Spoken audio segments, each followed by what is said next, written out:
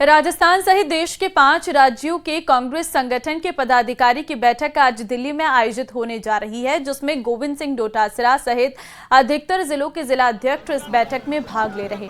जयपुर से दिल्ली जाते समय गोविंद सिंह डोटासरा दौसा में रुके। इस दौरान उन्होंने कहा कि साल 2025 कांग्रेस के लिए संगठन को मजबूत करने का साल है और रिक्तियां भरने का काम किया जा रहा है। राहुल जी और खड़गे साहब सारे 4-5 स्टेट के जिला अध्यक्षों से रूबरू होंगे और हमें भी बुलाया गया है। प्रभारी हमारे हैं, उनको भी बुलाया गया है। तो कांग्रेस पार्टी का ये जो साल है वो संगठन का साल है। एआईसीसी ने संगठन को मजबूत करने के लिए और संगठन में जो भी रिक्तियां हैं उनको भरने के लिए उन्होंने काम किया।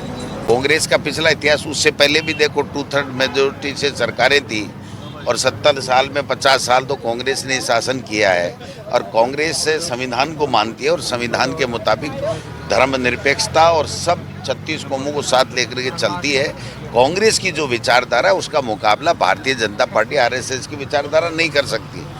तो मैं समझता हूं कि अब लोग उगता गए हैं मोदी जी से और इनके झूठे वादों से, इसलिए आने वाले समय में कांग्रेस और ज़्यादा ताकत के साथ में आएगी और समय आने पे पुनः दिल्ली में सरकार।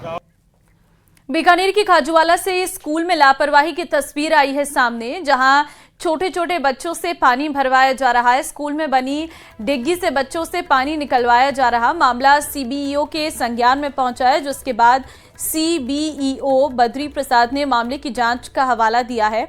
उन्होंने कहा कि जांच के बाद उचित कार्रवाई की जाएगी। पूरा मामला खाजूवाला के 3 KYD स्थित राजकीय स्कूल का है।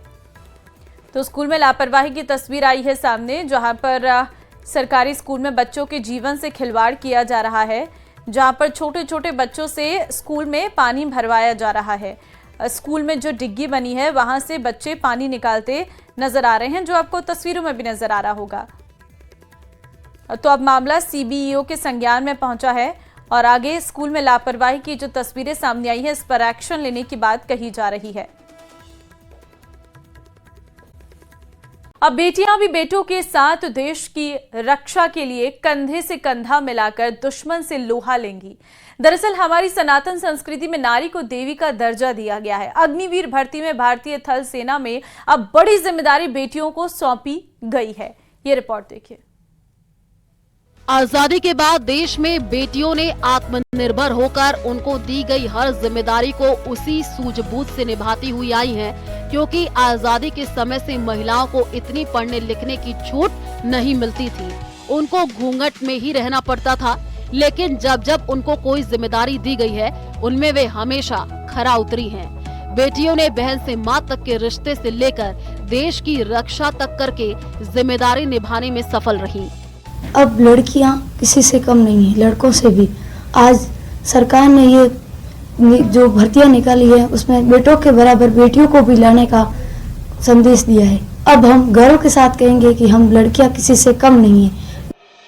केंद्र सरकार की अग्निवीर भर्ती में भारतीय थल सेना में अब बड़ी जिम्मेदारी बेटियों को सौंपी गई है, जिसमें बेटियां अब बेटों के साथ दुश्मन से लोहा लेती नजर आएंगी। जिसमें पहले थल सेना में केवल बेटे ही देश की रक्षा कर रहे थे, लेकिन अग्निवीर की घोषणा के बाद बेटियों को देश की सुरक्षा का सुनहरा अवसर मिला है। खुशी हुई है कि आज हम बेटियां भी लड़कों के बराबर देश की सेवा कर सकते हैं। हमें बहुत सारी सरकारी नौकरी में मौके मिलते हैं, लेकिन एक यूनिफॉर्म वाली जॉब ऐसी है जो जॉब नहीं लाई कि हम जीते हैं, और इसमें हमें मौका मिला थी, हमारे लिए बहुत खुशी की बात है। एनसीसी कैडेट्स में अपनी भूमिका निभा रही बेटियों का कहना है कि ग्रामीण क्षेत्र से निकलकर जब बेटियां इतनी बड़ी जिम्मेदारी संभालने जा रही हैं, इससे बड़ी बेटियों के लिए कोई जिम्मेदारी नहीं हो सकती है। बेटियों के कंधे पर सबसे बड़ी देश की रक्षा जिम्मेदारी सौंपी जा रही है, जिसको लेकर बेटियों के हर चेहरे पर खुशी झलक रही है। एनसीसी कैडेट्स छात्राओं का कहना है कि हम गर्व के साथ कह सकते हैं कि इस जिम्मेदारी को बहुत अच्छे से निभाने में सक्षम रहेंगी। धारणा बनी हुई होती थी कि लड़कियां कमजोर है, बट अब ये केंद्र सरकार ने मौका दे दिया है बेटियों को भी बेटों के बराबर की देश के सेवा करने का, और हमारा भी कर्तव्य है कि हम भी देश की सेवा करें। इससे हमें बहुत खुशी है। वहीं एनसीसी कप्तान डॉक्टर आदर्श किशोर का कहना है कि थल सेना में बेटियों को शामिल करने की घोषणा खुशी की बात और प्रेरणादायक है। बेटियां हमेशा हर क्षेत्र में बेटों के बराबर रही हैं और प्रमाणित कर दिखाया है, वह भी किसी से कम नहीं है। लेकिन अब बेटियां बेटों के साथ साथ कंधे से कंधा मिलाकर के देश की रक्षा करेंगी और सीमा पर उसको दी गई हर जिम्मेदारी को सही ढंग से कर पाएंगी। भी कोई जिम्मेदारी बेटियों को दी गई है तो इस देश में हमेशा उन्होंने अपने पूरे कर्तव्यों के साथ उसको निभाया है। तो थल सेना में जैसे कि जो सामान्य सिपाही की भर्ती आ रही है तो उसमें अब कुछ ही वर्ष हुए हैं जिसमें उनको मौका मिला है, तो वो उसमें बढ़ चढ़ के भाग ले रही है। बाड़मेर से प्रेमदान देथा की रिपोर्ट।